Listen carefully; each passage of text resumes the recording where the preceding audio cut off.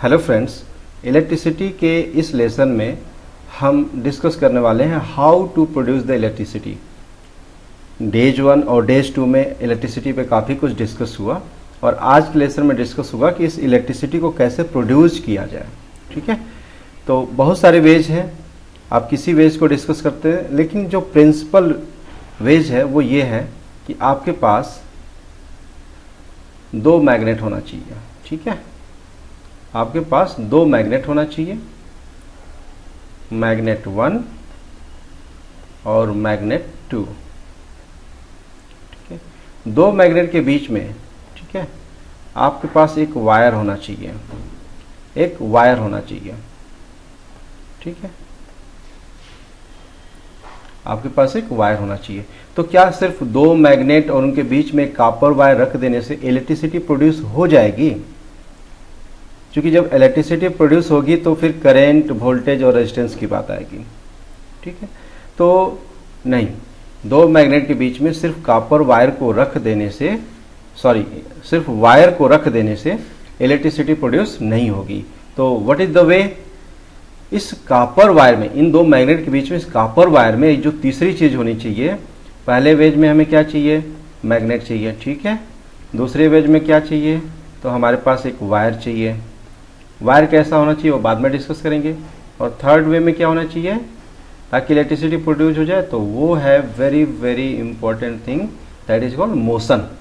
ठीक है, वो है गति। जब तक वायर के अंदर, मैग्नेट के अंदर हम गति नहीं देंगे, ठीक है, तब तक इलेक्ट्रिसिटी प्रोड्यूस नहीं हो सकती, मोशन।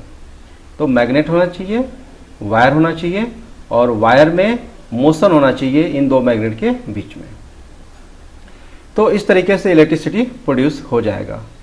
इसी के वेज को ध्यान में रखते हुए हम लोगों ने डैम परियोजनाएं चलाई। ठीक है, हम वाटर को कलेक्ट करेंगे और उसे कलेक्ट करने के बाद उसका यूज हम मोशन के लिए करेंगे। ठीक है, ब्लेड मतलब ब्लेड्स रहेंगी, उसके ऊपर पानी गिरेगा, मोशन मिलेगा और फिर मोशन के आते ही इलेक्ट्रिसिटी प्रोड्यूस हो जाएगी। ठीक है, पवन चक्की में भी हम क्या करते हैं? एयर का इस्तेमाल करते हैं। किसके लिए? मोशन के लिए। ठीक है, डीजल जनरेटर में भी मोशन के लिए हम मैकेनिकली उसको इस्तेमाल करते हैं। तो यह क्लियर है कि जो फाइनल, जो इंटरनल प्रिंसिपल है वो ये है कि मैग्नेट होना चाहिए और वहाँ पे कॉपर वायर, मतलब वायर होना चाहिए और वायर में मोशन होना चाहिए। ठीक है, इस मोशन को अचीव करने के लिए हम डिफरेंट वेज यूज करते हैं ताकि हम मोशन प्रोड्यूस करके हम इलेक्ट्रिसिटी को पैदा कर सकें। ठीक है, जब इलेक्ट्रिसिटी पैदा हो जाएगी तो बात आएगी करंट की। ठीक है, करंट की, वोल्टेज की और रेजिस्टेंस की। ठीक है, इलेक्ट्रिसिटी जब पैदा हो जाएगी तो करंट, वोल्टेज और रेजिस्टेंस की बात आएगी। और जब इलेक्ट्रिसिटी के तीन प्रॉपर्टी मीट कर जाएंगी, करंट, वोल्टेज, रेजिस्टेंस, तो हमें इन कंपोनेंट्स की या डिवाइसेस की जरूरत पड़ेगी, जैसे कि रजिस्टर, ठीक है, कैपेसिटर, इंडक्टर का इमेज हमने यहाँ पे नहीं दिखाया है, फिर इधर डायोड, ट्रांजिस्टर और आईसी। रजिस्टर, कैपेसिटर, डायोड और ट्रांजिस्टर, ट्रांजिस्टर के बाद आईसी। रजिस्टर क्या करता था? यह करंट को लिमिट करता था। ठीक है, कैपेसिटर उसको फिल्टर करता था करंट को, और डायोड एसी करंट को डीसी में कन्वर्ट करता था और ट्रांजिस्टर डीसी करंट को एसी में कन्वर्ट करता था। मतलब डायोड का इस्तेमाल हम रेक्टिफिकेशन के लिए करते थे, रेक्टिफिकेशन के लिए, और जो ट्रांजिस्टर है इसका इस्तेमाल हम एम्प्लीफिकेशन के लिए करते थे सर्किट में। और बहुत सारे डायोड ट्रांजिस्टर को इंटीग्रेट करके आईसी बनाया गया। ठीक है, ताकि बहुत सारे डायोड ट्रांजिस्टर को न लगा करके हम एक फैब्रिकेटेड आईसी यूज़ करेंगे और जहाँ पे 10 डायोड ट्रांजिस्टर लगाने की जरूरत थी वहाँ पे एक आईसी से काम चल जाएगा सर्किट पे। तो वेरी बेसिक प्रिंसिपल क्या था कि दो मैग्नेट के बीच में वायर चाहिए, वायर में मोशन चाहिए। ठीक है, वायर में जब मोशन मिलेगा तो इलेक्ट्रिसिटी प्रोड्यूस हो जाएगी, इलेक्ट्रिसिटी प्रोड्यूस हो जाएगी। ठीक है, अब बात आती है कि यह वायर कैसा होना चाहिए, यह वायर किस मटेरियल का बना होना चाहिए। वेरी वेरी इंपॉर्टेंट क्वेश्चन है दिस, यह वायर किस मटेरियल का बना होना चाहिए। इस स्लाइड को कंप्लीट करने के लिए थोड़ा सा हम लोग साइड मूव करते हैं और देखते हैं कि अभी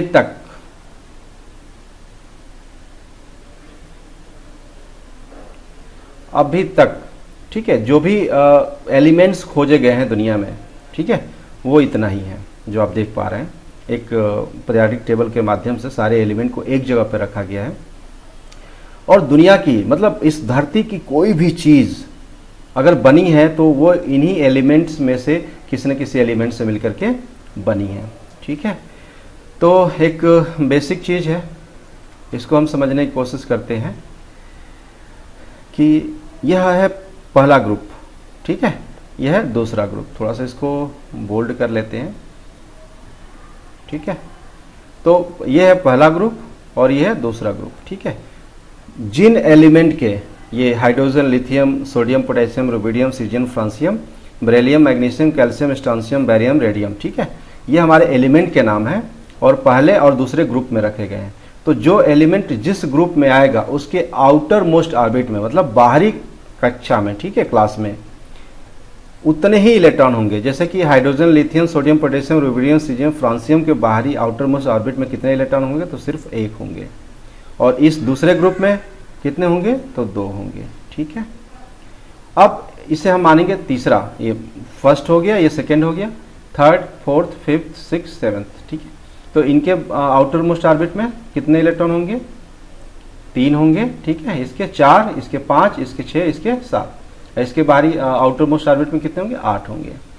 तो जिन एलिमेंट्स के आउटर मोस्ट ऑर्बिट में, जिन एलिमेंट्स के आउटर मोस्ट ऑर्बिट में एक या दो इलेक्ट्रॉन पाए जाते हैं उन्हें कहा जाता है मेटल। मेटल, ठीक है, और जिनके आउटर मोस्ट ऑर्बिट में 3, 4, 5, 6, 7 इलेक्ट्रॉन पाए जाते हैं, ठीक है, उन्हें हम कहते हैं नॉन मेटल। नॉन मेटल, ठीक है। तो मेटल वो हैं जिनके आउटर मोस्ट ऑर्बिट में एक या दो इलेक्ट्रॉन पाए जाते हैं, और नॉन मेटल वो हैं जिनके आउटर मोस्ट ऑर्बिट में 3, 4, 5, 6, 7 इलेक्ट्रॉन पाए जाते हैं। ठीक है, तो एक टेंडेंसी बनती है मेटल और नॉन मेटल। ये मेटल जब नॉन मेटल से रिएक्ट करेगा तो इलेक्ट्रोवैलेंसी फॉर्म होती है। ठीक है, उसको हम लोग बाद में डिस्कस करेंगे। फिलहाल देखते हैं कि कंडक्टर मटेरियल कौन है। ठीक है, कंडक्टर मटेरियल में नाम आता है कॉपर, सिल्वर, गोल्ड और एल्युमिनियम। ठीक है, कॉपर, सिल्वर, गोल्ड और एल्युमिनियम। तो अभी हमने जो बात किया कि दो मैग्नेट के बीच में, ठीक है, ये दो मैग्नेट था, दो मैग्नेट के बीच में ये जो कॉपर वायर होना, मतलब ये जो वायर होना चाहिए वो किस चीज़ का होना चाहिए? तो वो कॉपर का हो, बेस्ट है, सिल्वर का हो और भी बेस्ट है, गोल्ड का हो, दी बेस्ट है। ठीक है, नहीं तो एल्युमिनियम से भी काम चल जाएगा। तो इनके अंदर मेटालिक कैरेक्टर, मेटल का कैरेक्टर बहुत ही हाईली स्ट्रांग है। ठीक है, इनके अंदर फ्री इलेक्ट्रॉन्स पाए जाते हैं। वेरी वेरी इंपॉर्टेंट थिंग क्या है? Free electrons. ठीक है, क्योंकि अगर फ्री इलेक्ट्रॉन्स नहीं होंगे, फ्री इलेक्ट्रॉन्स नहीं होंगे तो वो कितना भी हम वोल्टेज दे लेंगे फ्लो नहीं आएगा। ठीक है, तो कॉपर, सिल्वर, गोल्ड और एल्युमिनियम के अंदर वो फ्री इलेक्ट्रॉन होते हैं जिनमें थोड़ा सा भी प्रेशर, थोड़ा सा भी वोल्टेज दिया जाता है तो कंडक्टिविटी बन जाती है, करंट फ्लो होने लगती है। अब ये हो गया कंडक्टर मटेरियल। हमारा ये जो वायर होना चाहिए दो मैग्नेट के बीच में कैसा होना चाहिए? कंडक्टर मटेरियल होना चाहिए, जैसे कि कॉपर, सिल्वर, गोल्ड और एल्युमिनियम। अब दूसरा पॉइंट आता है इंसुलेटर का, जिसके अंदर करंट फ्लो हो ही नहीं सकती। इंसुलेटर का जिसके अंदर करंट फ्लो नहीं हो सकती, जैसे कि रबर, प्लास्टिक और डायमंड। ठीक है, तीसरा चीज है सेमीकंडक्टर। सेमीकंडक्टर, ठीक है, जो इन दोनों के बीच में, इसका जो रेजिस्टिविटी, जो वैल्यू होती है रेजिस्टेंस की, वो इन दोनों के बीच में होती है, कंडक्टर इंसुलेटर के बीच में होती है। एग्जाम्पल के तौर पे, ठीक है, एग्जाम्पल के तौर पे सेमीकंडक्टर में सिलिकॉन, ठीक है, जर्मेनियम और सेलेनियम, ये बेस्ट है। सिलिकॉन, जर्मेनियम, सेलेनियम बेस्ट है। तो अगर हम कॉपर, सिल्वर, गोल्ड और एल्युमिनियम का नाम लेंगे तो उससे जो बनने वाला मटेरियल होगा वो कंडक्टर मटेरियल होगा। अगर सिलिकॉन, जर्मेनियम, सेलेनियम का नाम लेंगे तो उससे बनने वाला मटेरियल सेमीकंडक्टर का होगा। ठीक है, तो जो सेमीकंडक्टर मटेरियल से बनने वाली डिवाइसेस हैं वही है हमारी डायोड, ठीक है, डायोड, ट्रांजिस्टर, आईसी। ठीक है, डायोड, ट्रांजिस्टर और आईसी। इसके आने वाले लेसन्स में हम इलेक्ट्रिसिटी के लेसन को और भी ब्रीफ करेंगे। In this lesson it's enough. Thank you very much.